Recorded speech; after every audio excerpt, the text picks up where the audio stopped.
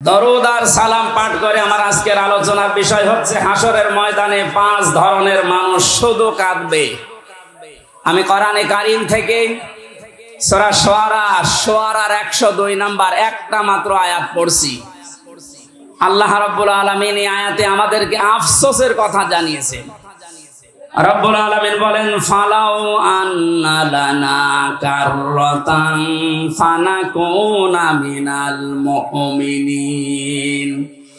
কিয়ামতের ওই কঠিন ময়দানে যখন বিচার আচার শুরু হবে, মানুষ বলবে, আল্লাহ একটু সময় যদি আমাকে দিতে, যদি কিছু সময়ের জন্যও দুনিয়ায় যেতে পারতাম। এই কাররাতান মানে মাররাতান ওয়াহিদা, মানে একবার, একটা বারের জন্য যদি একটু সুযোগ দিতেন, শুধু যেতাম আর ভালো হয়ে যেতাম। মিনাল মুমিনিন, আমি বিশ্বাসী মুমিন হয়ে তারপরে তোমার কাছে আসতাম। আল্লাহ পাক বলেন, না, আজকের এই ময়দানে যত ধরনের যত শ্রেণীর মানুষ এই ময়দানে বসে আছে, দাঁড়িয়ে আছে বিচারের জন্য, 5 প্রকার মানুষের ভেতরে শুধু কাঁদতেই থাকবে, কাঁদতেই থাকবে। এখন মিলিয়ে দেখেন তো এই 5 প্রকারের ভেতরে আপনি আছেন কিনা। 1 নম্বরে কোরআনে কারীম নাম দিয়েছে তাদের যারা কাফের। কারা কাফের? তো দেশে নেই। কোন মানুষ যদি কাফেরকে কাফের না বলে, কাফের ধারণা না করে, সেও কাফের। এক কথা বুঝতেছেন? আপনি কাফেরকে কাফের মনে করেন না, ধারণাও করেন না, মনে করেন না আমার মতোই মুমিন, আপনিও কাফের হয়ে যাবেন। এখানে জালেমদের কিন্তু পরিণতি খুব খারাপ। তারা আল্লাহর মামলার আসামি, তাদের দুনিয়াও শেষ, আখিরাতও শেষ। এক কথা বলেন না কেন? দুনিয়া শেষ কেন?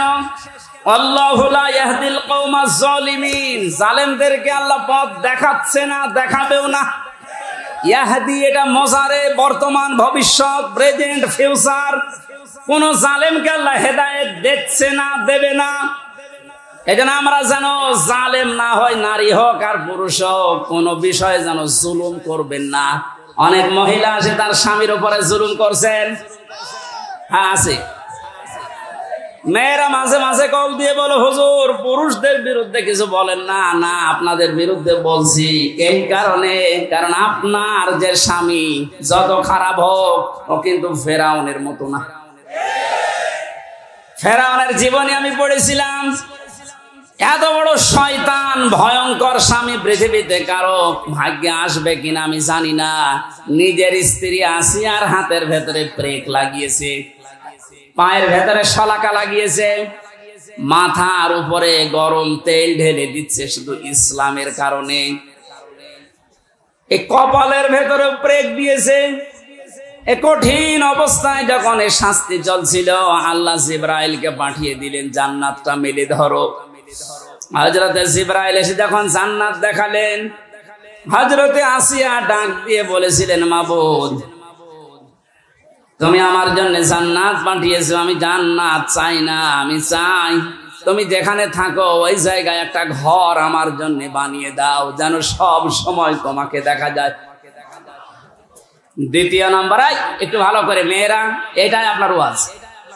দ্বিতীয় নম্বর তিনি বলেছিলেন, অনাজ্জিনি মিন ফিরআউনা ওয়া আমালিহি ওয়া নাজ্জিনি মিনাল কওমিজ জালিমিন। সূরা তাহরিমের 12 নম্বর আয়াত। হযরতে আসিয়া বলেছিলেন, মাবুদ আমার স্বামী আমার উপর যে অত্যাচার জুলুম করছে, লোকজন দিয়ে নিচেও দেখতেছে, তুমি এই জুলুম অত্যাচার থেকে আমাকে বাঁচাও, কিন্তু আমার স্বামীর উপরে তুমি গজব দিও না। ও বাংলার মা বোনেরা, আমি আপনাদেরকে ভালোবাসি, কারণ যে 4টা কারণ না মানলে মেয়েরা জাহান্নামে যাবে, তার 3 নম্বরে এটা। স্বামী যাদের আছে, এই মানুষগুলোকে যারা জায়েজ পন্থায় খুশি করতে পারে না, ওই মেয়ে লোক নামাজ রোজা হজ যাকাত করলো জাহান্নামী। অনেকে এটা হয়তো বোঝেন না, বা বোঝার পরেও না জেনে না বুঝে ভুল করছেন। আপনাকে আমি থামার জন্য বলছি, এ পৃথিবীতে সবচেয়ে বড় মেহমান আপনার জন্য আপনার স্বামী। আমি যে উদাহরণ দিলাম যে এই মহিলার মতো এত বড় ভয়ঙ্কর স্বামী দুনিয়ায় কারণে যশোর, খুলনা, বাগেরহাট, এ সাতক্ষীরা তো নেই। না না, এত বড় খারাপ স্বামী আছে কার? আছে মানে আপনি কি এরকম নাকি?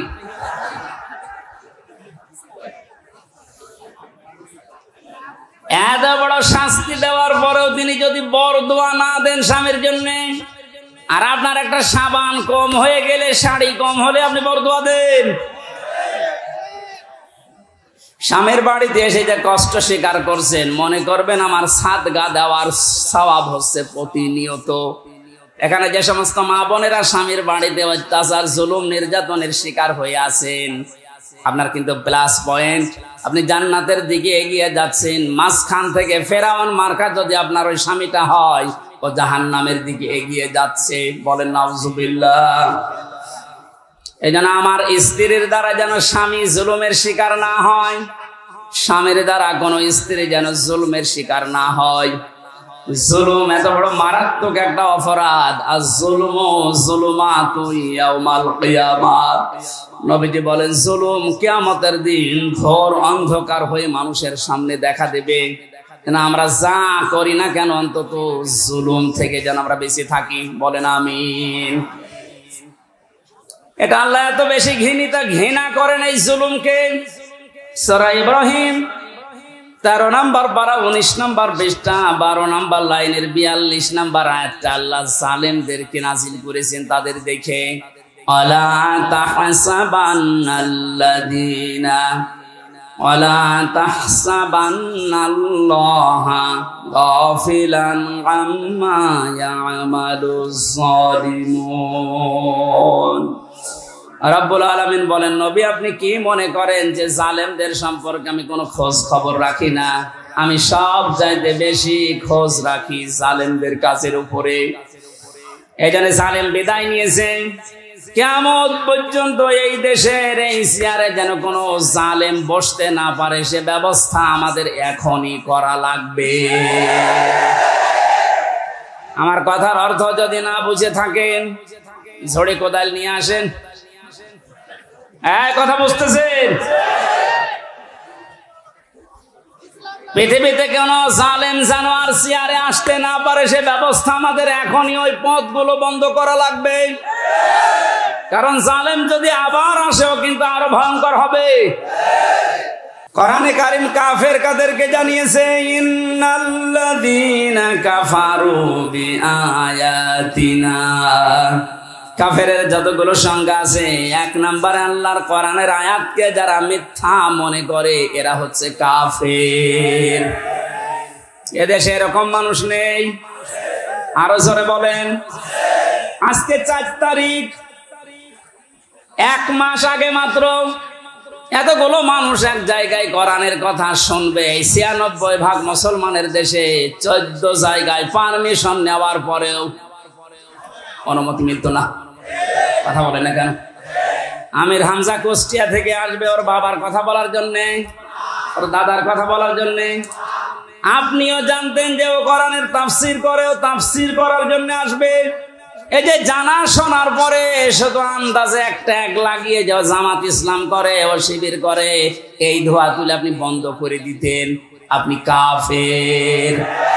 কারণ এই কাজটা করে দুনিয়ায় কাফেরেরা।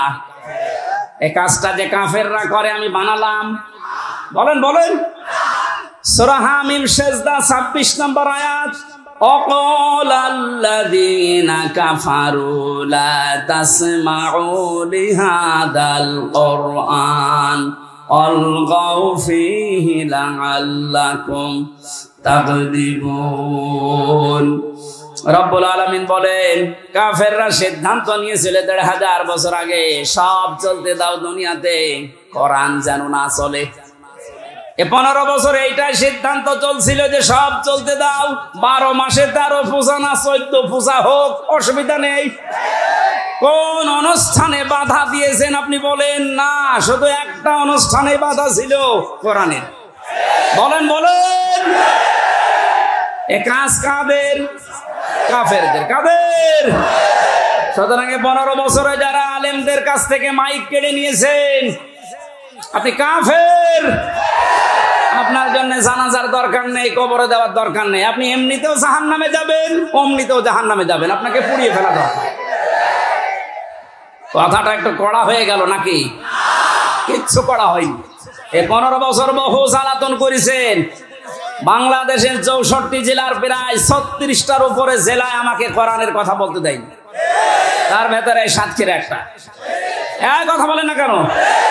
বহুবার এসে এসে সেই কুষ্টিয়া থেকে এখান থেকে আবার ফেরত দিয়েছে রাত 10টায়, 9টায়, 11টায়। যান, হবে না। কেন? কোনো দোষ নেই। কোরআনের কথা বলতে যারা বাধা দেয়, আল্লাহ বললেন এরা কাফের, আর আপনি কাফের মনে করেন না, আপনিও কাফের। আর কিয়ামতে সবচেয়ে বেশি কাঁদবে কারা? এরকম কাফের যদি সাতক্ষীরায় থাকেন, মুসলমান হন। আমি পরশুদিন একটা মুসলমান বানিয়েছি, গাইবান্ধা। না, ও আসলে হিন্দু। যারা বাধা দেয় কোরআনে, এরা হিন্দুর চাইতেও খারাপ। ডক্টর মোহাম্মদ ইউনূস লোকটাকে যাই মনে করেন। অনেকে লাফাচ্ছে যে ওর কি, আপনি কি বোঝেন?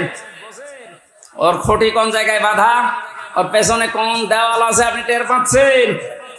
বিভিন্ন ইস্যু তৈরি করে মাঠে ময়দানে নামেন আর বাড়ি ঘেরাও করবো, বাড়ি ঘেরাও করবো। আরে ভাই, ইউনূস কি আপনি এখনো টের পাননি? আমার এই যে মোবাইলটা কালকে আদালত দিয়েছে 3 বছর পরে। এ মোবাইলে যদি কল আসে, সর্বোচ্চ তার জিআরপিএস অপু ভাই থেকে কল আসবে, এর চাইতে উপর থেকে আর আসবে। উনি আমার সাথে 3 বছর জেলে ছিল, একটা পরিচয় আছে। তার জিআরপিএস অপু, নাম শোনেননি? উনি হয়তো কল দিতে পারে, খুব ভালোবাসে আমারে। আর ডাক্তার ইউনূসের মোবাইলে কল আসে একেবারে বারাক ওবামা জো বাইডেন থেকে, শি জিনপিং থেকে। আপনি টের পান, আন্দাজে লাফান। আনসারের নাম নিয়ে লাভ দিয়েছিলেন, পিটিয়ে মানুষ ঘরে ঢুকিয়েছে। ওদের যে চরিত্র দেখবেন কিছুদিন পরে এই রাজবাড়ি গোয়ালন্দ ঘাটের এই বেশ্যাদের কেউ রাস্তায় নামাবে। ওরা এটাই চালাচ্ছে এখন, কিচ্ছু ছিড়তে পারবেন না। এ লোকটার পেছনে যাই থাক, যে খুঁটি আছে ও খুঁটি নড়ানোর জন্য ভারত, চীন, রাশিয়া, এদের দ্বারা সম্ভব না। তামাম দুনিয়াও যদি এখন একদিকে হয়ে যায়, ওরা একদিকে থাকলে তাও পারা সম্ভব না। বাস্তবতা ওইটাই বলে। মানে ক্ষমতা নেওয়ার পর দিন থেকেই ঘোষণা দিয়েছে এদেশে অন্যান্য ধর্মীয় অনুষ্ঠান যেভাবে চলে, পূজা পার্বণ, কোনো অনুমতি লাগে না। আল্লাহর কোরআনের অনুষ্ঠানে এদেশে কোনো অনুমতির প্রয়োজন আর কোনো দিন হওয়ার দরকার নেই। ওনার জীবনে কি আছে না আছে আমি জানি না। আল্লাহ যদি ওনাকে মাফ নাও করে, এই কথাটার কারণে আশা করছি মাফ করে দেবে। যে লোকটা কোরআনে কারিম এভাবে ওপেন করে দিতে পারে, যারা উন্নয়নের রোল মডেল করছিল, কি করেছিল তারা আরো 144 ধারা জারি করে কোরআনের আলোচনা বন্ধ করে দিত। এখানে কাফেরদের সাথে আত্মীয়তাও বন্ধ করা লাগবে। আমার বংশের 100 জনের 98 জন এরকম ছিল। আমি ঘোষণা দিয়ে দিয়েছি অলরেডি, কারণ এরা খুব খুশি ছিল আমি জেলে থাকাকালীন। এরা খুব খুশি ছিল। আমার বাবাকে মাঝে মাঝে টিটকারি দিতে হচ্ছে, নাও করো এবার জামাত ইসলাম। 5 তারিখের পরে ও যখন পালিয়েছে 1:30টার সময়, বিকাল 5টা বাজতে বাজতে বাড়ি থেকে কল যাচ্ছে, ভাতিজা আমরা সব আল্লাহর ওলি হয়ে যাচ্ছি। এখন আল্লাহর ওলি হচ্ছ, এর আগে কি করেছিলে? কাফেরদের জানাজা পড়া জায়েজ আছে? ঘোষণা দিয়েছি যারা ইসলাম কায়েম হবে এইটা চাই না, সে আমার বংশের লোক না, আমার বাবা হলেও জানাজায় আমারে ডাকবেন না। কারণ ওর জানাজা হামজানা, কাবা শরীফের ইমাম পড়ালেও জাহান্নামে যাবে। মানে কাফের যারা, এক কথাই বলছি, ইসলামের কোন বিধানকে জানার পরে যারা গোপন করে রাখে, এরাও এক প্রকার ডিজিটাল কাফের। আর এই বাংলাদেশে এটা সবচাইতে বেশি। এই কথা বলছে না কেন? 2 নম্বরে মুশরিক, এটা কঠিন শব্দ।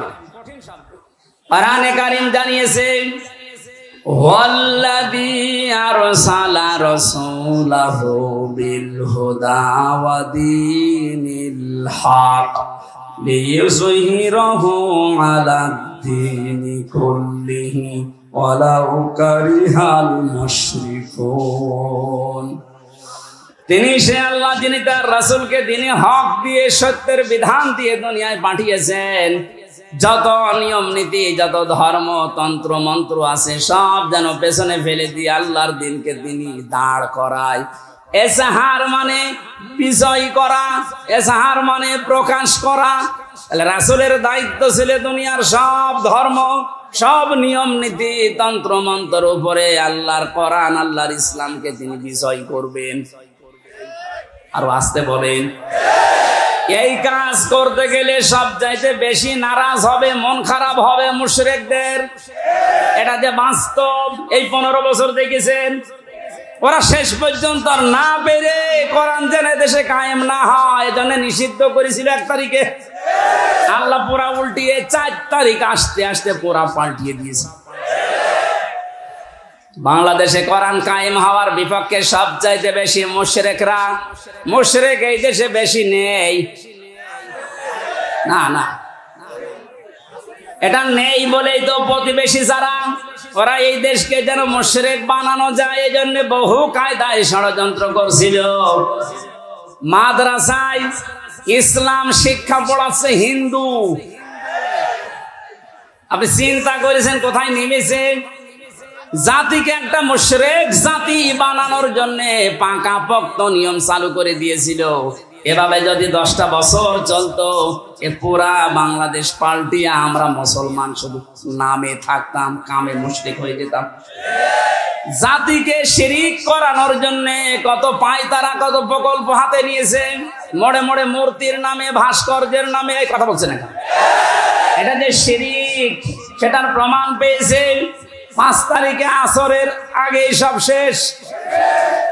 আমার কুষ্টিয়ায় যেটা ছিল বিকাল 5টা পর্যন্ত, এই 1টার পর থেকে ভাঙা আরম্ভ হয়েছে। 5টা পর্যন্ত শুধু ভাঙতে সময় গেছে। শয়তানি এত শক্ত ছিল,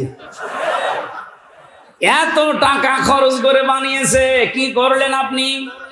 শুধু কুষ্টিয়া না, কোটি কোটি টাকা খরচ করে সারা দেশে যেভাবে শিরিক চালু করেছিলেন, এদেশের মানুষের আর কিছু না থাক, অন্তত যাদের অল্প ঈমানও আছে এদেরকে দিয়ে আপনি শিরিক করাতে পারবেন না।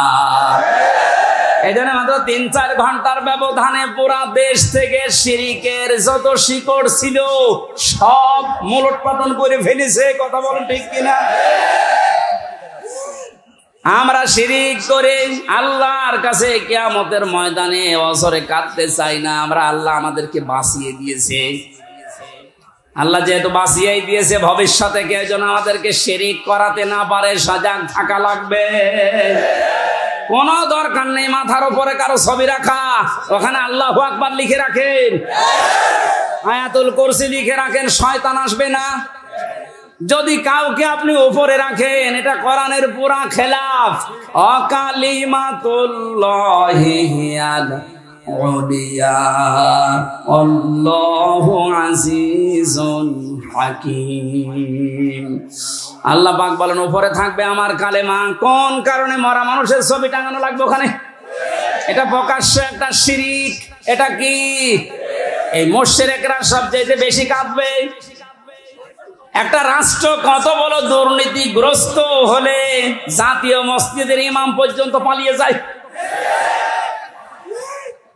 ছোটখাটো মসজিদের ইমাম যারা জালেমদের সহযোগী তারা তো পালিয়েছে। সর্বোচ্চ মসজিদ বাইতুল মুকাররমের খতিব পর্যন্ত পালিয়েছে। দোষ না থাকলে, ভয় না থাকলেও পালাবে কি করতে? কোথায় পৌঁছিয়েছিল? আল্লাহ আমাদেরকে হাতে ধরে বাঁচিয়েছে। 3 নম্বরে আল্লাহর দরবারে কাঁদবে সবচাইতে বেশি মুশরিক, মুনাফিক। 4 নম্বরে বেদাতি। ইসলামের নাম বলে ইসলামের ভেতরে প্রবেশ করিয়ে ইসলাম বলে চালিয়ে দেয়। এটা বাংলাদেশে খুব বেশি ছিল। এই ব্রাহ্মণবাড়িয়া, কুমিল্লা এলাকায় এখন সবগুলো মাথা নিচু হয়ে গেছে। বিশেষ করে চট্টগ্রাম এলাকায় যে নূরে বাংলা, ইংলিশ বাংলা, জাঙ্গি হুজুর নাম শোনেননি? প্রকাশ্য বেদাত চালু করেছিল। কবরের পাশে যে বলতো, হে খাজা, ও আল্লাহর ওলি, আপনার কাছে পরীক্ষার্থীরা এসেছে, একটু দোয়া করে দিন। আরে কবরে যারা থাকে ওরা সব চাইতে বড় অসহায়, সে কি করে দোয়া করবে? সুতরাং এই বেদাত যারা চালু করেছিলেন, এই শিরক, তাদেরকে এখন জাতির শিক্ষা দেওয়া দরকার। নয়তো সময় যদি একটু নরম হয়ে যায়, ওই বেদাতি গুলো কিন্তু আবার মাথা ছাড়া দিয়ে উঠবে। 5 নম্বরে সবচেয়ে বেশি কান্নাকাটি করবে হারামখোর, যেটা এখন কাঁদতেছে। আমি কয়েকদিন আগে বাইরের কয়েকটা রাষ্ট্র ঘুরে আসলাম, মালয়েশিয়া, সিঙ্গাপুর দিয়ে, দেখেছি যে হারামখোর ছাড়া তাদের সম্পদ কি পরিমাণ। বেগম পাড়া বানিয়েছে, ভ্যান চালিয়ে যদি উপায় করা লাগতো কিয়ামতের আগে বেগম পাড়া বানাতে পারতো না। সবগুলো টাকায় জনগণের। কথা বলেন, শিক্ষকদের বেতন হয় না, আর ওর এক মেয়ের বিয়েতে 12,000 কোটি টাকা খরচ করে। ওর মুখে মারবেন না কোন জায়গায় মারবেন? হারামখোর যারা, থামেন। কি করবেন? হারাম উপায় করে হাসি সেলিমের দিকে তাকান, দরবেশের দিকে তাকান। টাকা কম ছিল ওর, কিন্তু সব টাকা এই দরবেশের। হারাম, হারাম এবং হারাম। কিচ্ছু নিয়ে যেতে পারবেন না হারাম উপায়কারী যারা। যেহেতু বর্ডার এলাকার মানুষ আপনারা, এই এলাকায় তো আর হারাম নেই। এই পাশের মাল ওই পাশে দেয়, ওই পাশের মাল এই পাশে নিয়ে আসে। এটা চুয়াডাঙ্গার দর্শনার্থীদের দায়িত্বে ছিল এমপি টগর বাবু, এই কাজে জড়িত ছিল। এখান থেকে স্বর্ণ পাচার করে প্রতিবেশীকে দিয়ে দিত, আর প্রতিবেশী থেকে নিয়ে আসতো ডাল। তাও মসুরের ডাল না, ফ্যান্সি ডিল। জনগণ শাস্তিও দিয়েছে এরকম। অবৈধ ইনকাম করে যা বানিয়েছিল সব আল্লাহর রাস্তায় পুড়িয়ে দিয়েছে। এখান থেকে একটু শিক্ষা নিতে পারেন না? এত বড় বড় হারামখোর, এদেরকে যদি আল্লাহ এরকম অপমান করতে পারে, আপনি আর আমি কিচ্ছু না। কার জন্য হারাম কাজ করবেন, কার জন্য হারাম উপায় করবেন? ফামান সুহজিহা আনিন নার ওয়া উদখিলাল জান্নাতা ফাকাদ ফাজ। আল্লাহ পাক বলেন, এই পৃথিবীর ময়দানে আসল হার জিত না, আসল হার জিতের জায়গা হচ্ছে ময়দানে মাহশার, আখিরাতের ময়দান। এখানে আমি আল্লাহ যাকে জাহান্নাম থেকে মুক্ত করে জান্নাত বলে ঘোষণা দেব, এই লোকটার জীবন সফল। এই চিন্তাধারা যাদের ছিল, তাদের সাথে কয়েকজনকে পেয়েছিলাম জেলখানায়।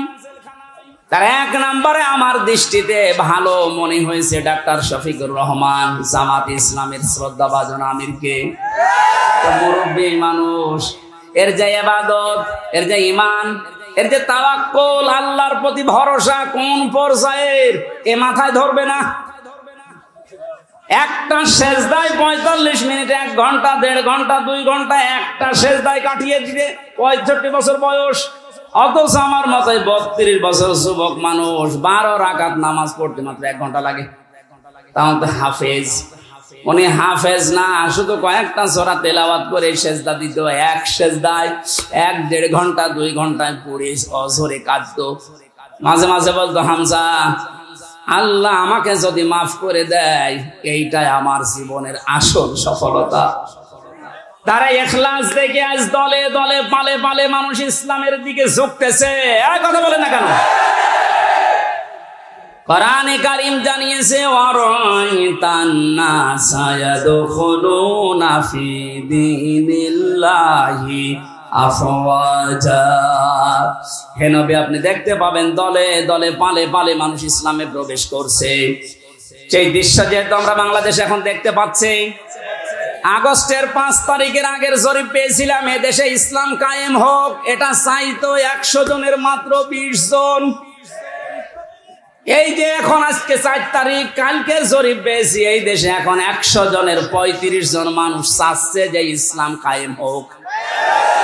আর কিছুদিন যেতে দেন এভাবে, যদি 51% মানুষ চায় যে দেশে ইসলাম কায়েম হোক, তখন আর কেউ বাধা দিয়ে আটকাতে পারবে না।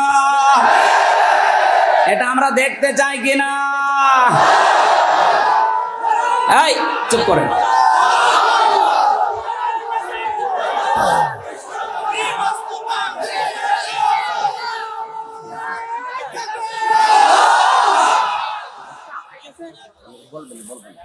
সাতক্ষীরাবাসী, আমার বয়স যেহেতু 32, আমি দেখি না। এই যে মুরব্বী যারা আছে এনারা দেখেছে এ দেশটা বাবা চালিয়েছিল, কেমন দেখা গেছে। কথা বলছে না কেন? বাবার সময় অনেকে দুর্ভিক্ষে পড়েছিল না? কথা বলে না কেন? স্বামী চালিয়েছিল, শহীদ প্রেসিডেন্ট জিয়াউর রহমান, তাও আমরা দেখেছি না? আমি দেখি না, ওনারা দেখেছি। চাচা চালিয়েছে, সকালে এক কথা বলতো, বিকাল আর এক কথা। যেভাবে হোক অন্তত 9 বছর আমি দেখি নাই, কারণ আমার 92 সালে জন্ম।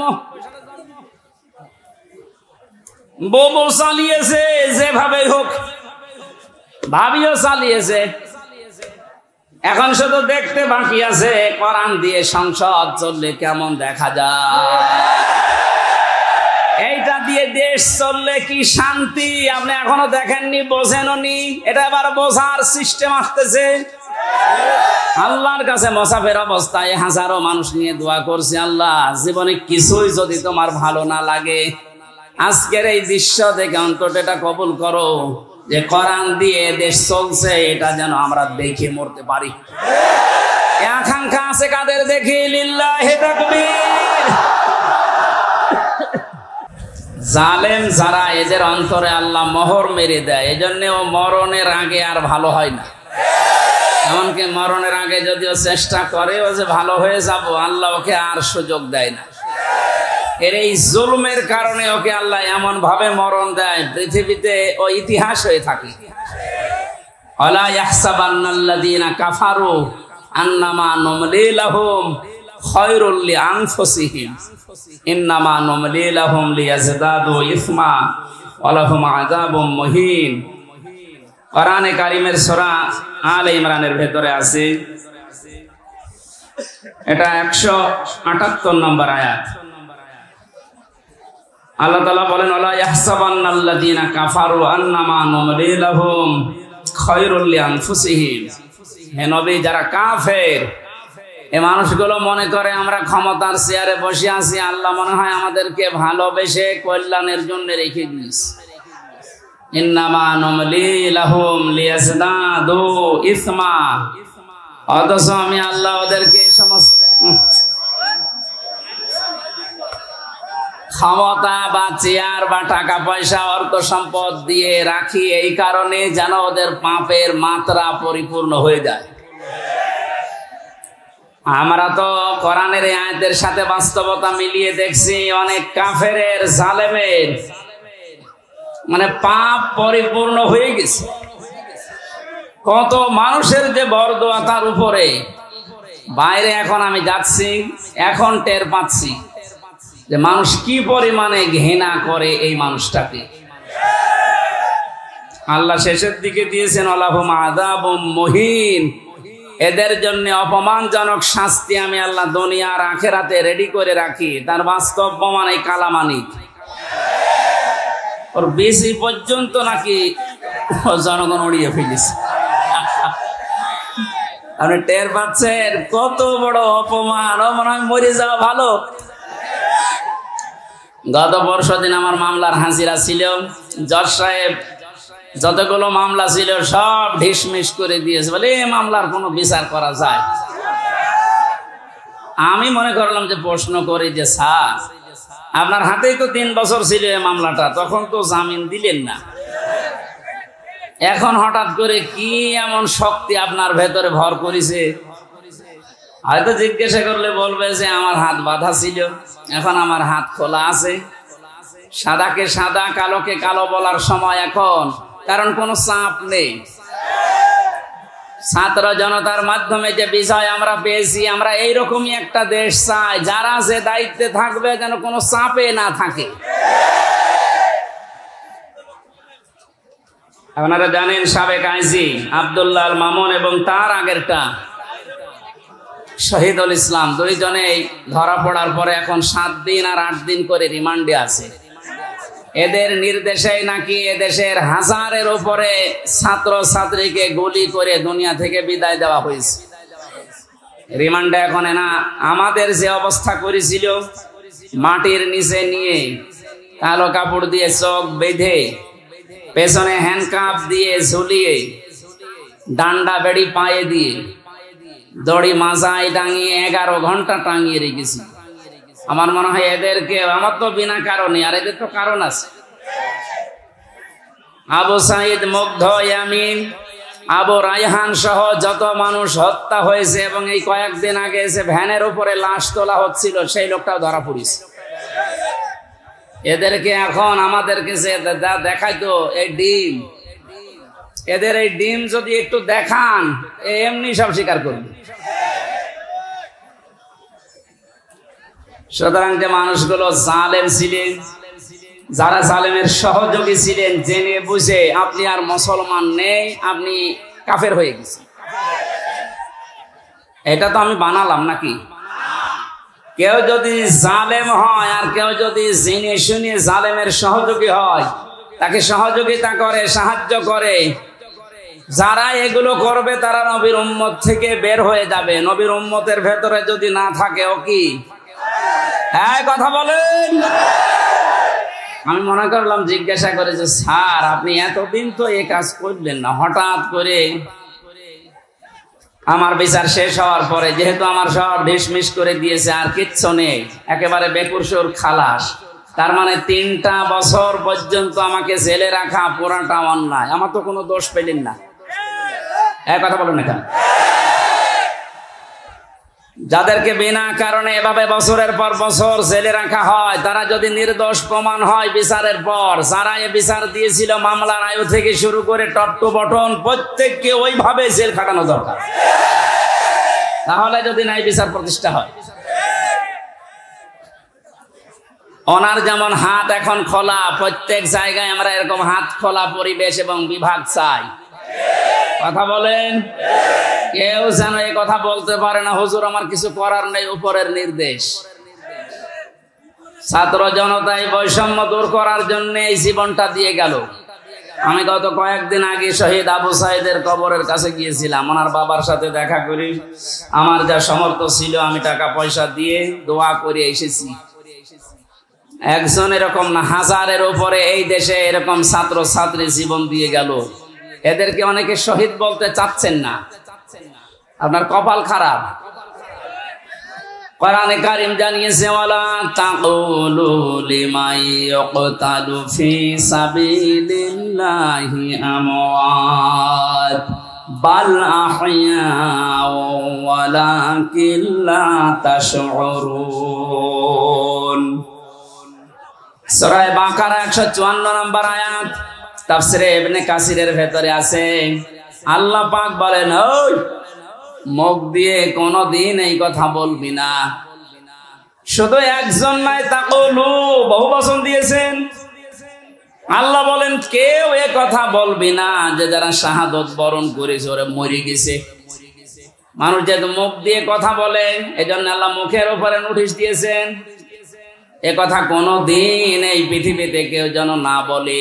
এ নির্দেশ কার? না হামজা বানিয়েছে? আল্লাহ নির্দেশ দিচ্ছে যারা শাহাদত বরণ করে, যারা শহীদ হয়, এদেরকে মৃত বলবেন না।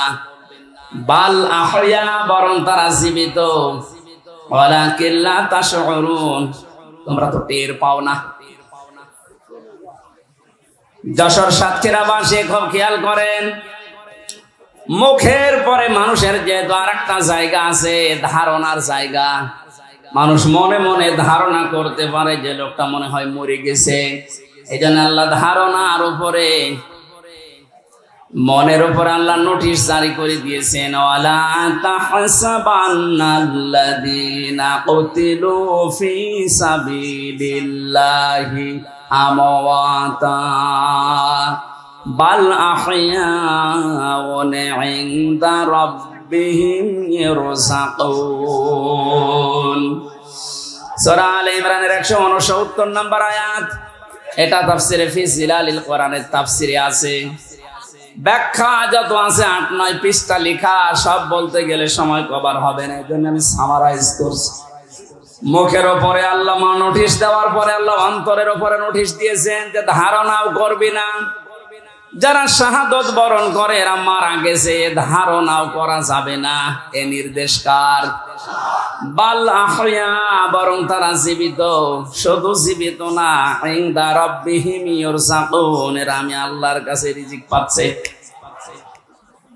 আমরা এখানে অধিকাংশ মানুষ কথা জানি, এটা হাদিস, যে দেওয়াল চাপা পড়ে মরে গেলেও শহীদের মর্যাদা পায়।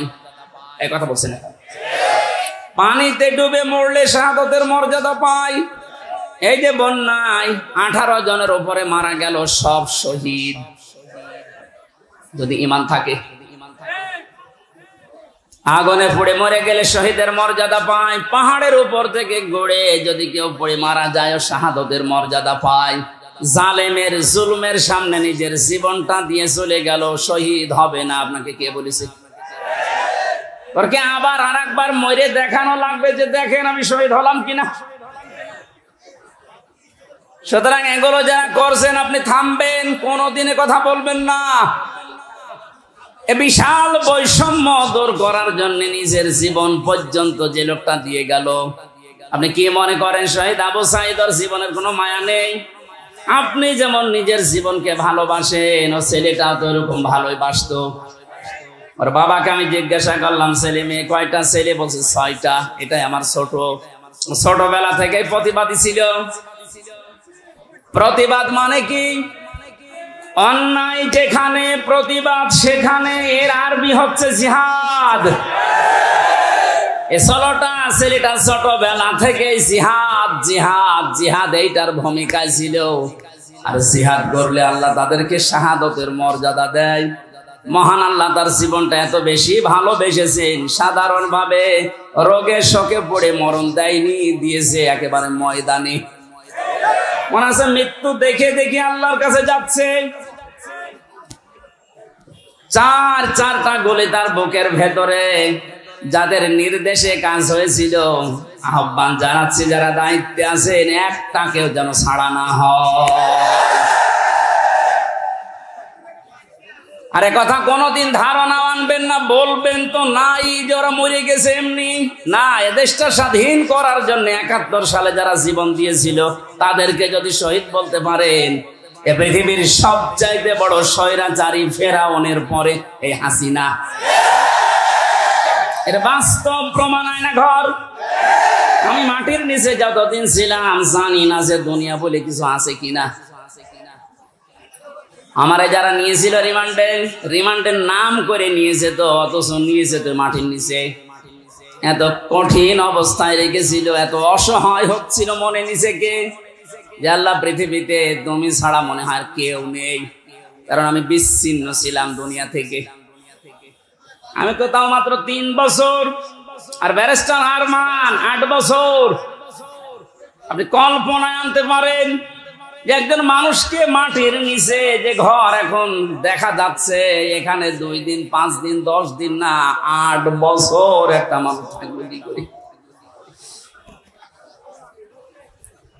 এটা টুরিস্ট প্লেস হিসাবে আমার মনে হয় যারা দায়িত্বে আছে অন্তর্বর্তীকালীন সরকারের, তাদের উচিত হবে এটা রেখে দেওয়া। তামাম দুনিয়ার মানুষ সেটা আসবে, দেখবে আর বুঝবে যে বাংলাদেশে একটা জালেম ছিল। এর সাথে যারা জড়িত প্রত্যেকের ওইভাবে করে শাস্তি দেওয়া দরকার। অনেকে বলছে না মাফ করে দেন না, মাফ করার কোনো বিষয় এখানে নেই। কিসের মাফ? আপনি তো ওই জায়গায় পড়েননি। তাই কোরআনে কারীম জানিয়েছে, ওয়াইন আকাবতুম ফাআকিবু বিমিসলি মা উকিবতুম বি। তোমার উপর যতটুকু অত্যাচার করা হয় তুমি যদি প্রতিশোধ হিসাবে অতটুকু নাও, তবে কোনো দোষ নেই। আমি নিরপরাধের পরও যা করেছে, যেহেতু নিরপরাধ আমি প্রমাণ হয়ে গেছি গত পরশুদিন। কথা বলেন না কেন? গত পরশুদিন আমি তো প্রমাণ হয়ে গেছি যে আমার কোনো দোষ নেই। এই জন্য তো আদালত বেকসুর খালাস দিয়েছে। তাহলে যারা এর সাথে জড়িত টপটপটন, আমার কিন্তু কোনো সাধারণ মানুষ মামলার বাদী ছিল না, মামলার বাদী ছিল হাসিনা। ও জেনে শুনে কাজ করেছে। আমার মতো একজন দুইজন না, হাজার হাজার আলেম আমার সাথে জেলখানায় সারা বাংলাদেশে। আমি গণনা পেয়েছিলাম আমার সাথে প্রায় 120 জনের উপরে ছিল, সারা দেশে মিলে কয়েক হাজার। জানা শোনার পরে যারা ভুল করে অবশ্যই তারা অপরাধী, আর অপরাধীর শাস্তি হবে মাস্ট বি। এখানে অপরাধগুলোর সাথে যারা জড়িত আছেন, আমি নিজেরটা যেহেতু ভুক্তভোগী আমারটা বলছি, আমি তো নিরপরাধ প্রমাণ হয়েছে দেশের আদালতে। সুতরাং যারাই জড়িত আমার মামলার আইওয়াই মিজান থেকে শুরু করে প্রত্যেকের আমি এইরকম 3 বছর জেল চাই। এমনকি আমারে ধরার পরে আমার বাবার কাছ থেকে ওরা বিনা কারণে বলেছে 10 লাখ টাকা দেন, নয়তো 50টা মামলা দেব। বাবা আমার গ্রাম্য মানুষ, ভয়তে 8 লাখ দিয়ে দিয়েছে। আমি গতকালকে আমার মামলার আয়ুরে কল দিয়েছিলাম। আগে ওরে আমি স্যার বলতাম, আর কাইন্ডকে দেখছে কান্না কাটি করে বলছে, স্যার কি করা লাগবে বলেন। কি করা লাগবে মানে আমার 8 লাখ টাকা ফেরত দে, কারণ এখন তো আমার কোনো দড়ি নেই, সব শেষ। শুধু আমার মামলা না, এদেশে যত মানুষকে বিনা কারণে আজ বন্দি ঘরে, আয়না ঘরে, জেলখানায় আটক রাখা হয়েছে, এদের সাথে যারা জড়িত কিছুই তো প্রমাণ করতে আপনি পারবেন না। এদেশের 18 কোটি মানুষ যদি মাফ করে দেয় আপনাকে, কোরআন আমার সামনে ব্যারিস্টার আরমানের স্ত্রী আপনারে মাফ করবে না। আমান আজমি কালকে লাইভ করেছেন সংবাদ সম্মেলনে, যা করেছেন তার সাথে পৃথিবীর ইতিহাস পাল্টিয়ে ফেলেছেন। এই জন্য আল্লাহ জালেমদের এত কঠিন এবং করুণ এবং ভয়ঙ্কর পরিণতি নিয়ে আসে। কালকে আদালত থেকে বের হওয়ার সময় দেখলাম হাজী সেলিম হাও মাও করে কাঁদছে। আমি কিছু জানি না, কথা মুখ দিয়ে ভালো বের হয় না, নৌকা বলতে গিয়ে হৌকা বলে, নৌকা বলতে পারে না। কি হইল বলেন তো এই জালেমের? যতগুলো হত্যা মামলা তার, একটার যদি রায় হয় হত্যা মামলার, তে ফাঁসি হবে তার। অথচ বয়স চাই, এই বয়সে ও যে চরিত্র এখন দেখা যাচ্ছে, আমার মনে হয় এটা মুখে আনতেও আমার ঘৃণা করে। মানুষ এত নিচে নামে কি করে? এই যুবক মানুষে যদি একটু উল্টা পাল্টা করে তো মেনে নেওয়া যায়। 80 বছর বয়সের শরীর চলে না, আর কি করছে? ওর দৃশ্য দেখে শয়তান মাঝে মাঝে হাসে, আল্লাহ তুমি আমারে শয়তান বানিয়েছো। হাজি নামে কলঙ্ক, হাজি সেলিম কত টাকার মালিক ছিল শুধু আল্লাহ জানে, আর ও জানে, তাছাড়া কেউ জানে না। টোকাই থেকে পর্যন্ত পৌঁছে কি হলো আপনার? শেষ বয়সটা একটু আল্লাহ বিল্লাহ করে দুনিয়া থেকে বিদায় নেবেন, সে অবস্থা এখন আপনার নেই। যদি মামলার রায় হয়ে যায়, সারাটা জীবন এখন ফাঁসির কন্ডেম সেলে ঢুকে ঢুকে মরা লাগবে। ফাঁসির কন্ডেম সেলে যে খাবারটা দেয় আমি তো দেখেছি 3 বছর।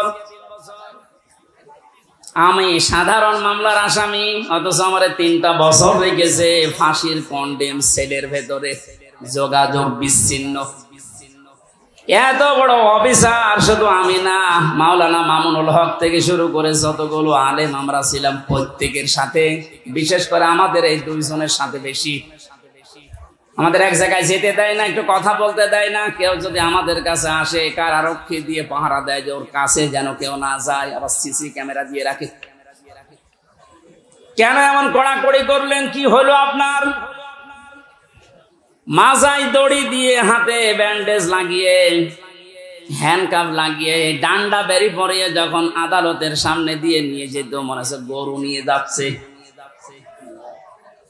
ও বাংলার মুসলমানেরা, আমি আর যাই করি না কেন, আমার তো মনে হয় আমার নামের আগে একটা আলেম শব্দ লেখা আছে।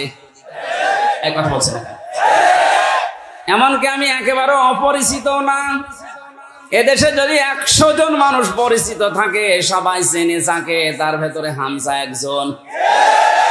রাস্তা দিয়ে আসলে মায়ের কোলে বসে বসে হামজা হুজুর যাচ্ছে, আর মনে পেটের ভেতর থেকে শুনে আসতেছে হামজা নামে একজন আছে। ওরা জানতো না, ওরা জানার পরেও মানুষগুলো যে আচরণ করেছে, আমাকে যতই বলেন মাফ করে দেন না, আমি মাফ করব না। আমি মাফ করে দিলে আমার স্ত্রীর 3টা বছর আপনি নষ্ট করিয়েছেন, আমার 2টা মেয়ে, ছোটটা আমার এখনো পর্যন্ত চেনে না। কি দুঃখ আমার মনে। ও মনে করে যে এরকম বহু হুজুরে 3 বছরে আমার বাড়িতে এসেছে দেখা করার জন্য, এইটা ওই রকমই একটা হুজুর।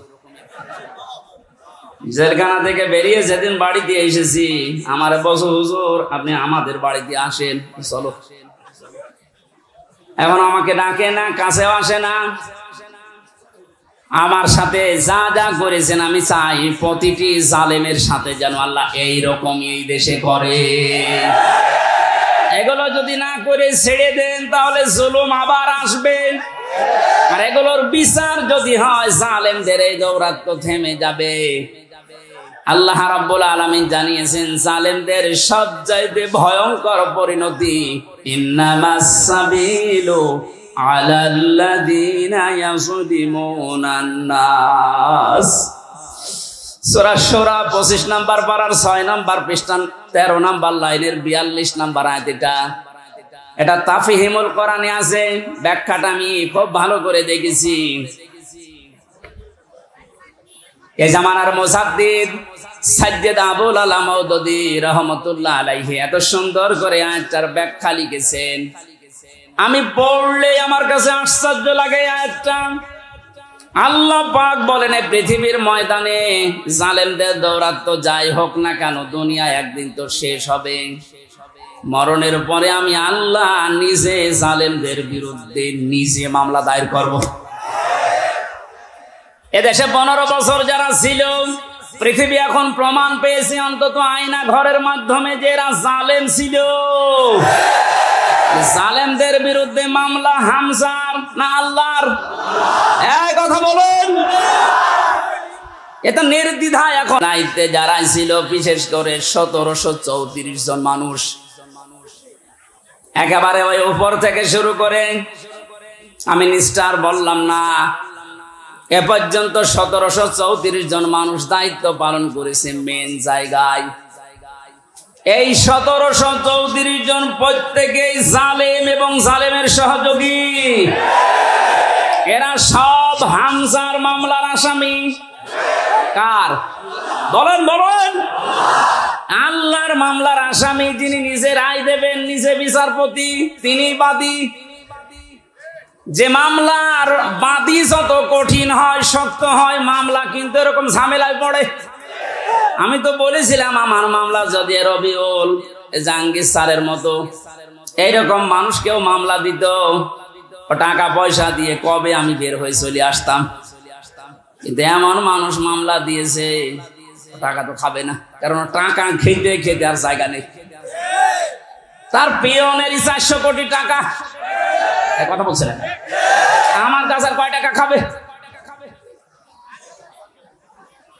এই জন্য সিএমএম কোর্ট, জজ কোর্ট, হাইকোর্ট মিলিয়ে আমার মামলাটা 30 থেকে 31 বার উঠেছে, এরপরও জামিন হবে না। বলেন তো কোথায় পৌঁছিয়েছে বিচার ব্যবস্থা? এটা মূল্য চুরি মামলা। মূল্য চুরি না, মূল্য চুরি করলে একটা অপরাধ হয়, আর আমার যে কিচ্ছু জানি না ওই বিষয়ে। কোন পাগল ছাগল নাকি একটা কাঁচি, ধান কাটা কাঁচি নিয়ে গেছে সংসদ ভাঙার জন্য, ওরে কালকে হাজির করেছিল কোর্টে। আমার পাশে দাঁড়িয়ে, আমার চেনো না, আমার নাম বললে কি করি, বস আমারে বলতে বলিস। জজ সাহেব যে হাসছিল কালকে পরশুদিন, একেবারে খালাস দিয়েছে এমনি না, বলছে আমি কি দেখে বিচার করবে মামলার, কোনো মাল ম্যাটারেস নেই, যা সব শেষ করে দিলাম, মামলা বলতে আর কিচ্ছু নেই। অথচ কয়েকদিন আগে সিঙ্গাপুর গিয়েছিলাম, এদেশের জালেম যারা ওই দেশে এখন আশ্রয় নিয়েছে, ওরা ওই দেশের মন্ত্রণালয়ের কাছে, পররাষ্ট্র মন্ত্রণালয়ে যারা দায়িত্বে আছে ওদের কাছে নালিশ দিয়েছে হামজার নামে, যে ওর মামলা আছে বাংলাদেশে আর ওই এই দেশে আছে, কথা বললো কি করি, শয়তানি করার জায়গায় দেশে আর পাচ্ছে না, এখন বাইরে শয়তানি করছে। মামলা যেহেতু পরশুদিন মিটে গেছে, ওইটা এখন আমি পররাষ্ট্র মন্ত্রণালয়ের মাধ্যমেও ইংলিশে ভার্সন করে আমি পাঠাচ্ছি। এবার নেন ঠেলা, যারা উল্টা নালিশ দিয়েছিলেন দেখবে তো না, এত বেকসুর খালাস পেয়েছে, আদালত একেবারে সব জেনে শুনে খালাস দিয়েছে, তো নির্ভেজাল মুক্ত, এর কোনো দোষ নেই। যারা এই দোষ দেওয়ার জন্য ওই দেশে নালিশ দিয়েছে তারা এবার বিপদে পড়বে না? যে এই দেশে আর থাকতে পারেনি, পালিয়েছে, ওই দেশেও আর পারবে না, আবার আসবে কুকুরের মতো পিটিয়ে মানুষ মেরে ফেলবে।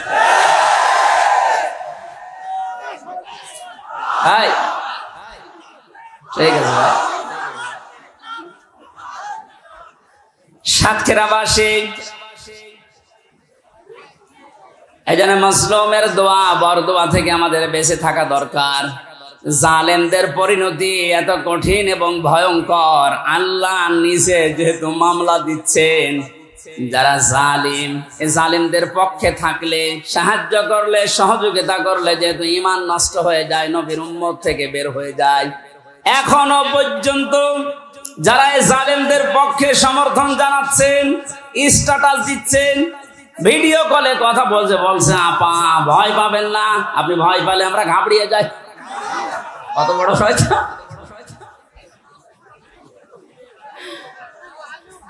আমার তো মনে হয় ওর ভিডিওটা আমি দেখলাম, শয়তান তো আমি দেখিনি, যদি দেখতাম মনে হয় শয়তান ওরকমই হইতো।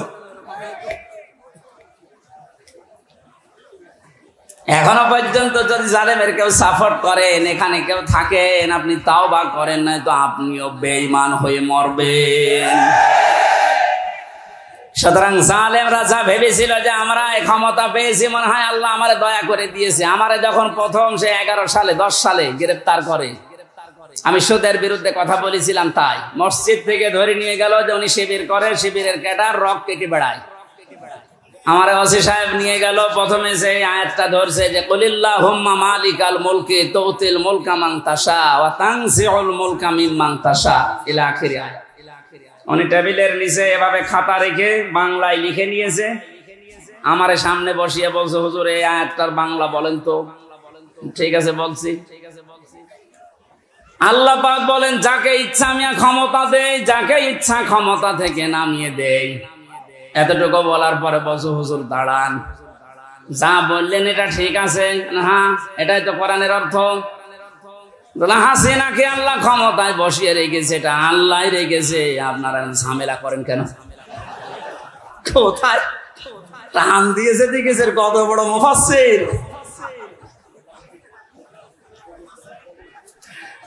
সূরা আলে ইমরানের 178 নম্বর আয়াতটা গত কয়েকদিন আগে আমি তাফসীর সব পড়তে গিয়ে দেখি ওই ওসির কথার পুরা উল্টা। আল্লাহ বলেন কাফের জালেম এদেরকে আমি ক্ষমতার চেয়ারে বসিয়ে রাখি যেন ওদের পাপের মারতা পরিপূর্ণ হয়ে যায়। পাপ যখন একেবারে পরিপূর্ণ হয়ে যায়, তখন আর ভালো হওয়ার নিয়ত থাকলে ওরে আমি আর সুযোগ দেই না, যেমন ফেরাউনকে দেইনি। তখন আমি কি করি? ওদের জন্য যন্ত্রণাদায়ক এবং অপমানজনক একটা শাস্তির ব্যবস্থা করি। আমার মনে হচ্ছে পৃথিবীতে আল্লাহ যদি কিছু নাও দেখায়, ইনুর সাথে যা দেখালো আমার জীবন ধন্য হয়ে গেছে। এই শয়তান আমার এমপি থাকাকালীন কুষ্টিয়ায় ঢুকতে দিত না, তো শিবির করে ও ঢুকতে পারবে না। এই যে হানিফ আমার চাচা, নিজের চাচা, আমার দাওয়াত দিয়েছে খাওয়ার জন্য, যদিও সে আওয়ামী লীগের চেয়ারম্যান। আমি খাবার খেতে গেছি, ওপর থেকে ওরে কল দিয়েছে, হামসাকে কেন আনলেন? বলো আমার ভাইয়ের ছেলে ভাতিজা, ওরে ডাক দেবো না। না, আওয়ামী লীগ করলে কোন শিবির জামাতের লোককে বাড়িতে খাওয়ানো যাবে না। আপনি কোথায় পৌঁছিয়েছিলেন? আপনার এই কারণেই তো আল্লাহ এত নিচে নামিয়েছে। এখন কুষ্টিয়ার বর্তমান যে অবস্থা, কান খাড়া করে শোনেন খুলনার বিভাগের মানুষেরা, কুষ্টিয়া আমাদের শেষ জেলা, এই বিভাগের যা করেছে আমি যতটুকু দেখতে পাচ্ছি এখন কুষ্টিয়ায়, এই যে দুইজনের নাম বললাম, এরা যদি একা একা বের হতে চায়, মানুষ পিটিয়ে মেরে ফেলবে। পুলিশ নিয়ে বের হয়েছিল আদালতে, তাও মানুষ ডিম নিয়েছে, লাঠি দিয়েছে। আর একা একা থাকলে মানিকের মতো বিসি কেটে নেবে।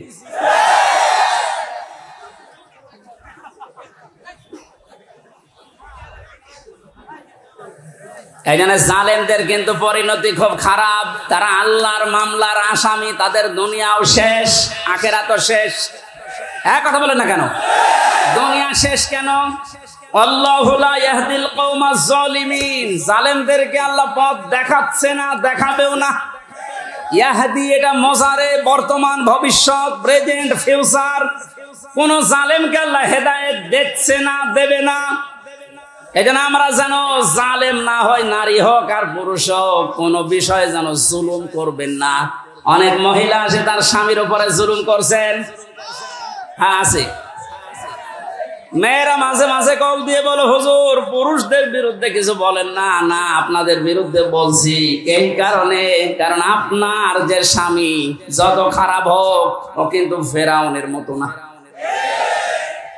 ফেরাউনের জীবনে আমি পড়েছিলাম, এত বড় শয়তান, ভয়ঙ্কর স্বামী পৃথিবীতে কারো ভাগ্যে আসবে কিনা আমি জানি না। নিজের স্ত্রী আসিয়ার হাতের ভেতরে ব্রেক লাগিয়েছে, পায়ের ভেতরে শলাকা লাগিয়েছে, মাথার উপরে গরম তেল ঢেলে দিচ্ছে শুধু ইসলামের কারণে। এই কপালের ভেতরে ব্রেক দিয়েছে। এ কঠিন অবস্থায় যখন এই শাস্তি চলছিল, আল্লাহ জিবরাইলকে পাঠিয়ে দিলেন, জান্নাতটা মেলে ধরো। হযরতে জিবরাইল এসে যখন জান্নাত দেখালেন, হযরতে আসিয়া ডাক দিয়ে বলেছিলেন, মাবুদ তুমি আমার জন্য জান্নাত পাঠিয়েছো, আমি জান্নাত চাই না, আমি চাই তুমি যেখানে থাকো ওই জায়গায় একটা ঘর আমার জন্য বানিয়ে দাও, যেন সব সময় তোমাকে দেখা যায়। দ্বিতীয় নম্বর, একটু ভালো করে মেয়েরা, এটাই আপনার ওয়াজ। দ্বিতীয় নম্বর তিনি বলেছিলেন, অনাজ্জিনি মিন ফিরআউনা ওয়া আমালিহি ওয়া নাজ্জিনি মিনাল কওমিজ জালিমিন। সূরা তাহরিমের 12 নম্বর আয়াত। হযরতে আসিয়া বলেছিলেন, মাবুদ আমার স্বামী আমার উপর যে অত্যাচার জুলুম করছে, লোকজন দিয়ে নিচেও দেখতেছে, তুমি এই জুলুম অত্যাচার থেকে আমাকে বাঁচাও, কিন্তু আমার স্বামীর উপরে তুমি গজব দিও না। ও বাংলার মা বোনেরা, আমি আপনাদেরকে ভালোবাসি, কারণ যে 4টা কারণ না মানলে মেয়েরা জাহান্নামে যাবে, তার 3 নম্বরে এটা। স্বামী যাদের আছে, এই মানুষগুলোকে যারা জায়েজ পন্থায় খুশি করতে পারে না, ওই মেয়ে লোক নামাজ রোজা হজ যাকাত করলো জাহান্নামী। অনেকে এটা হয়তো বোঝেন না, বা বোঝার পরেও না জেনে না বুঝে ভুল করছেন। আপনাকে আমি থামার জন্য বলছি, এই পৃথিবীতে সবচেয়ে বড় মেহমান আপনার জন্য আপনার স্বামী। আমি যে উদাহরণ দিলাম, যে এই মহিলার মতো এত বড় ভয়ঙ্কর স্বামী দুনিয়ায় কারণে যশোর, খুলনা, বাগেরহাট, এ সাতক্ষীরা তো নেই। না না, এত বড় খারাপ স্বামী আছে কার? আছে মানে আপনি কি এরকম নাকি?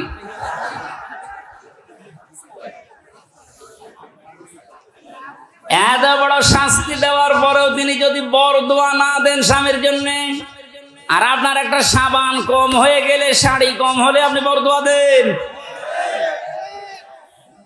স্বামীর বাড়িতে এসে যে কষ্ট স্বীকার করছেন, মনে করবেন আমার সাদগা দেওয়ার সওয়াব হচ্ছে প্রতিনিয়ত। এখানে যে সমস্ত মা বোনেরা স্বামীর বাড়িতে অত্যাচার, জুলুম, নির্যাতনের শিকার হয়ে আছেন, আপনার কিন্তু প্লাস পয়েন্ট, আপনি জান্নাতের দিকে এগিয়ে যাচ্ছেন। মাঝখান থেকে ফেরাউন মার্কা যদি আপনার ওই স্বামীটা হয়, ও জাহান্নামের দিকে এগিয়ে যাচ্ছে। বলেন নাউজুবিল্লাহ। এই জন্য আমার স্ত্রীর দ্বারা যেন স্বামী জুলুমের শিকার না হয়, স্বামীর দ্বারা কোনো স্ত্রী যেন জুলুমের শিকার না হয়। জুলুম এত বড় মারাত্মক একটা অপরাধ। আর জুলুমু যুলুমাতুন ইয়াউমাল কিয়ামাহ, নবীজি বলেন জুলুম কিয়ামতের দিন ঘোর অন্ধকার হয়ে মানুষের সামনে দেখা দেবে। না আমরা যা করি না কেন, অন্তত জুলুম থেকে যেন আমরা বেঁচে থাকি। বলেন আমিন। এটা আল্লাহ এত বেশি ঘৃণা করেন এই জুলুমকে। সূরা ইব্রাহিম 13 নম্বর পারা 19 নম্বর পৃষ্ঠা 12 নম্বর লাইনের 42 নম্বর আয়াতটা আল্লাহ জালেমদেরকে নাজিল করেছেন তাদের দেখে। আলা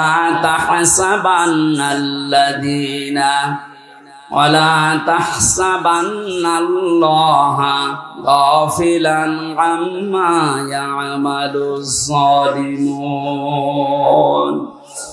রব্বুল আলামিন বলেন, নবী আপনি কি মনে করেন যে জালেমদের সম্পর্কে আমি কোনো খোঁজ খবর রাখি না? আমি সব চাইতে বেশি খোঁজ রাখি জালেমদের কাজের উপরে। এই জন্য জালেম বিদায় নিয়েছে। কিয়ামত পর্যন্ত এই দেশের এই চেয়ারে যেন কোনো জালেম বসতে না পারে, সে ব্যবস্থা আমাদের এখনই করা লাগবে। আমার কথার অর্থ যদি না বুঝে থাকেন, ঝড়ে কোদাল নিয়ে আসেন। কথা বুঝতেছেন? পৃথিবীতে কোন জালেম জানোয়ার চেয়ারে আসতে না পারে, সে ব্যবস্থা আমাদের এখনই ওই পথগুলো বন্ধ করা লাগবে। কারণ জালেম যদি আবার আসেও কিন্তু আরো ভয়ঙ্কর হবে। ডক্টর মোহাম্মদ ইউনূস লোকটাকে যাই মনে করেন, অনেকে লাফাচ্ছে যে ওর কি, আপনি কি বোঝেন? ওর খুঁটি কোন জায়গায় বাঁধা, ওর পেছনে কোন দেওয়াল আছে আপনি টের পাচ্ছেন? বিভিন্ন ইস্যু তৈরি করে মাঠে ময়দানে নামেন আর বাড়ি ঘেরাও করবো, বাড়ি ঘেরাও করবো। আরে ভাই ইউনূস কি আপনি এখনো টের পাননি?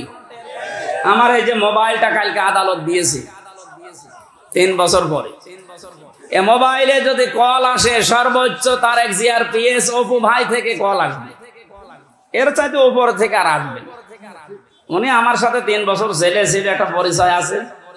তারেক জিয়ার পিএস অপু, নাম শোনেননি? উনি হয়তো কল দিতে পারে, খুব ভালোবাসে আমারে। আর ডাক্তার ইউনূসের মোবাইলে কল আসে একেবারে বারাক ওবামা, জো বাইডেন থেকে, শি জিনপিং থেকে। আপনি টের পান? আন্দাজে লাফান।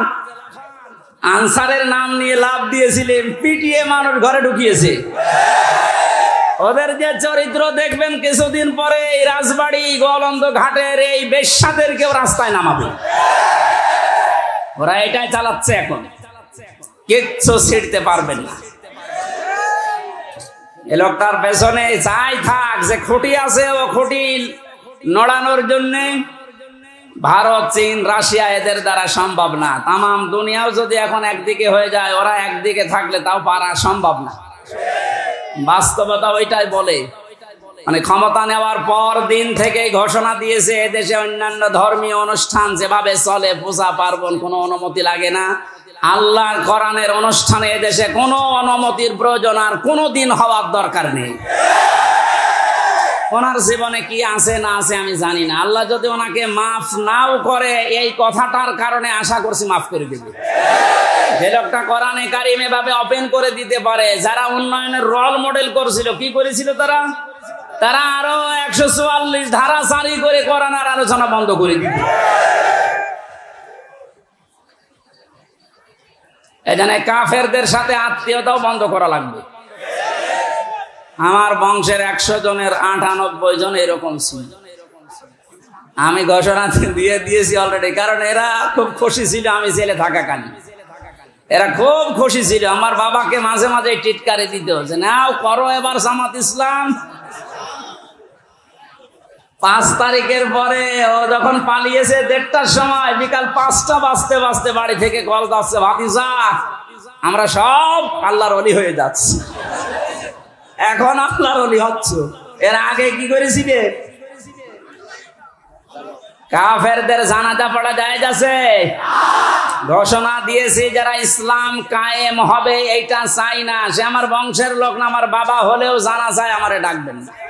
কারণ ওর জানাজা হামজানা, কাবা শরীফের ইমাম পড়ালেও জাহান্নামে যাবে। মানে কাফের যারা, এক কথাই বলছি, ইসলামের কোন বিধানকে জানার পরে যারা গোপন করে রাখে, এরাও এক প্রকার ডিজিটাল কাফের। আর এই বাংলাদেশে এটা সবচাইতে বেশি। এই কথা বলছে না কেন? 2 নম্বরে মুশরিক, এটা কঠিন শব্দ। কোরআনে কারীম জানিয়েছে ওয়াল্লাযী আরসালা রাসূলাহু বিল হুদা ওয়া দীনিল হক লিইয়ুযহিরাহু আলাদ-দীনি কুল্লিহি ওয়ালাউ কারিহাল মুশরিকুন। তিনি সে আল্লাহ যিনি তার রাসূলকে দ্বীনে হক দিয়ে, সত্যের বিধান দিয়ে দুনিয়ায় পাঠিয়েছেন। যত নিয়ম নীতি, যত ধর্ম তন্ত্র মন্ত্র আছে সব যেন পেছনে ফেলে দিয়ে আল্লাহর দিনকে তিনি দাঁড় করায়। এজাহার মানে বিজয় করা, এজাহার মানে প্রকাশ করা। রাসূলের দায়িত্ব ছিল দুনিয়ার সব ধর্ম, সব নিয়ম নীতি, তন্ত্র মন্ত্রের উপরে আল্লাহর কোরআন, আল্লাহর ইসলামকে তিনি বিজয় করবেন। আরো আসতে বলেন। এই কাজ করতে গেলে সব চাইতে বেশি নারাজ হবে, মন খারাপ হবে মুশরিকদের। এটা যে বাস্তব, এই 15 বছর দেখেছেন। ওরা শেষ পর্যন্ত না পেরে কোরআন যেন দেশে কায়েম না হয়, এজন্য নিষিদ্ধ করেছিল 1 তারিখে। আল্লাহ পুরা উল্টিয়ে 4 তারিখ আসতে আসতে পুরা পাল্টিয়ে দিয়েছে। বাংলাদেশে কোরআন কায়েম হওয়ার বিপক্ষে সব চাইতে বেশি মুশরিকরা। মুশরিক এই দেশে বেশি নেই, না না, এটা নেই বলেই তো প্রতিবেশী যারা, ওরা এই দেশকে যেন মুশরিক বানানো যায়, এই জন্য বহু কায়দায় ষড়যন্ত্র করছিল। মাদ্রাসায় ইসলাম শিক্ষা পড়াচ্ছে হিন্দু। আপনি চিন্তা করেছেন কোথায় নেমেছে? জাতিকে একটা মুশরিক জাতি বানানোর জন্য পাকাপোক্ত নিয়ম চালু করে দিয়েছিল। এভাবে যদি 10টা বছর চলতো, এ পুরা বাংলাদেশ পাল্টিয়ে আমরা মুসলমান শুধু নামে থাকতাম, কামে মুশরিক হয়ে যেতাম। জাতিকে শিরিক করানোর জন্য কত পায়তারা, কত প্রকল্প হাতে নিয়েছে। মোড়ে মোড়ে মূর্তির নামে, ভাস্কর্যের নামে, এই কথা বলছে না, এটা যে শিরিক সেটার প্রমাণ পেয়েছে। 5 তারিখে আসরের আগে সব শেষ। আমার কুষ্টিয়ায় যেটা ছিল বিকাল 5টা পর্যন্ত, এই 1টার পর থেকে ভাঙা আরম্ভ হয়েছে। 5টা পর্যন্ত শুধু ভাঙতে সময় গেছে। শয়তানি এত শক্ত ছিল, এত টাকা খরচ করে বানিয়েছে। কি করলেন আপনি? শুধু কুষ্টিয়া না, কোটি কোটি টাকা খরচ করে সারা দেশে যেভাবে শিরিক চালু করেছিলেন, এদেশের মানুষের আর কিছু না থাক, অন্তত যাদের অল্প ঈমানও আছে এদেরকে দিয়ে আপনি শিরিক করাতে পারবেন না। এই জন্য মাত্র 3-4 ঘন্টার ব্যবধানে পুরা দেশ থেকে শিরিকের যত শিকড় ছিল সব মূলোৎপাটন করে ফেলেছে। কথা বলেন ঠিক কিনা? আমরা শিরিক করে আল্লাহর কাছে কিয়ামতের ময়দানে অজরে কাঁদতে চাই না। আমরা আল্লাহ আমাদেরকে বাঁচিয়ে দিয়েছে। আল্লাহ যেহেতু বাঁচিয়েই দিয়েছে, ভবিষ্যতে কেউ যেন আমাদেরকে শিরিক করাতে না পারে সজাগ থাকা লাগবে। কোন দরকার নেই মাথার উপরে কারো ছবি রাখা, ওখানে আল্লাহু আকবার লিখে রাখেন, আয়াতুল কুরসি লিখে রাখেন, শয়তান আসবে না। যদি কাউকে আপনি উপরে রাখেন, এটা কোরআনের পুরা খেলাফ। অকালিমাতুল্লাহি হিয়াল উলিয়া আল্লাহু আজিজুন হাকীম। আল্লাহ পাক বলেন উপরে থাকবে আমার কালেমা। কোন কারণে মরা মানুষের ছবি টাঙানো লাগবে ওখানে? এটা প্রকাশ্য একটা শিরিক। এটা কি? এই মুশরিকরা সবচেয়ে বেশি কাঁদবে। একটা রাষ্ট্র কত বড় দুর্নীতিগ্রস্ত হলে জাতীয় মসজিদের ইমাম পর্যন্ত পালিয়ে যায়। ছোটখাটো মসজিদের ইমাম যারা জালেমদের সহযোগী, তারা তো পালিয়েছে। সর্বোচ্চ মসজিদ বাইতুল মুকাররমের খতিব পর্যন্ত পালিয়েছে। দোষ না থাকলে, ভয় না থাকলেও পালাবে কি করতে? কোথায় পৌঁছিয়েছিল? আল্লাহ আমাদেরকে হাতে ধরে বাঁচিয়েছে। 3 নম্বরে আল্লাহর দরবারে কাঁদবে সবচাইতে বেশি মুশরিক, মুনাফিক। 4 নম্বরে বেদাতি। ইসলামের নাম বলে ইসলামের ভেতরে প্রবেশ করিয়ে ইসলাম বলে চালিয়ে দেয়। এটা বাংলাদেশে খুব বেশি ছিল। এই ব্রাহ্মণবাড়িয়া, কুমিল্লা এলাকায় এখন সবগুলো মাথা নিচু হয়ে গেছে। বিশেষ করে চট্টগ্রাম এলাকায় যে নূরে বাংলা, ইংলিশ বাংলা, জাঙ্গি হুজুর, নাম শোনেননি? প্রকাশ্য বেদাত চালু করেছিল। কবরের পাশে যে বলতো, হে খাজা, ও আল্লাহর ওলি, আপনার কাছে পরীক্ষার্থীরা এসেছে, একটু দোয়া করে দিন। আরে কবরে যারা থাকে ওরা সব জায়গায় বড় অসহায়, সে কি করে দোয়া করবে? সুতরাং এই বেদাত যারা চালু করেছিলেন, এই শিরিক, তাদেরকে এখন জাতির শিক্ষা দেওয়া দরকার। নয়তো সময় যদি একটু নরম হয়ে যায়, ওই বেদাতি গুলো কিন্তু আবার মাথা ছাড়া দিয়ে উঠবে। 5 নম্বরে সবচেয়ে বেশি কান্নাকাটি করবে হারামখোর। যেটা এখন কাঁদতেছে। আমি কয়েকদিন আগে বাইরের কয়েকটা রাষ্ট্র ঘুরে আসলাম, মালয়েশিয়া, সিঙ্গাপুর দিয়ে, দেখেছি যে হারাম খোর ছাড়া তাদের সম্পদ কি পরিমাণ। বেগম পাড়া বানিয়েছে, ভ্যান চালিয়ে যদি উপায় করা লাগতো কিয়ামতের আগে বেগম পাড়া বানাতে পারতো না। সবগুলো টাকায় জনগণের। কথা বলেন, শিক্ষকদের বেতন হয় না, আর ওর এক মেয়ের বিয়েতে 12,000 কোটি টাকা খরচ করে। ওর মুখে মারবেন না কোন জায়গায় মারবেন? হারাম খোর যারা থামেন, কি করবেন? হারাম উপায় করে হাসি সেলিমের দিকে তাকান, দরবেশের দিকে তাকান। টাকা কম ছিল ওর, কিন্তু সব টাকা এই দরবেশের। হারাম, হারাম এবং হারাম। কিচ্ছু নিয়ে যেতে পারবেন না হারাম পাইকারি যারা। যেহেতু বর্ডার এলাকার মানুষ আপনারা, এই এলাকায় তো আর হারাম নেই। এই পাশের মাল ওই পাশে দেয়, ওই পাশের মাল এই পাশে নিয়ে আসে। এটা চুয়াডাঙ্গার দর্শনার্থীদের দায়িত্বে ছিল এমপি টগর।